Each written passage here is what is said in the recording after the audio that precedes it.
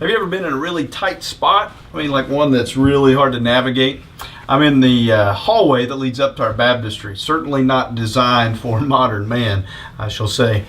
But what we're reading about this week, we finally get into some Psalms. And the way this story flows is we're introduced to Samuel this week. We're also introduced to a man named Saul and then somebody named David. You may have heard of him. Well, in the course of the reading this week, you're going to find Samuel move from the last of the judges to this great prophet who anoints a king because Samuel's been rejected. And God says, it wasn't you they rejected, Samuel, it's me.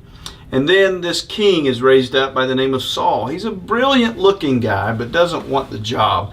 He's corrupted a bit. And then comes this young man named David, a pure-hearted young man. And he is going to seize the throne, not by his own doing, but by God's choice. Saul gets jealous and he pursues David. And hiding out in the caves and caverns, David writes Psalm 59. Now I want you to listen to the words. Starting in verse 14.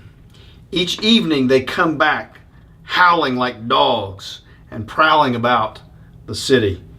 They wander about for food and growl if they do not get their fill. But I will sing of your strength. I will sing aloud of your steadfast love in the morning, for you have been my fortress and a refuge in the day of my distress. O my strength, I will sing praises to you, for you, O God, are my fortress, the God who shows me steadfast love. It's in the midst of these tight times, these cave moments, where we get to see our worship of God be the most pure.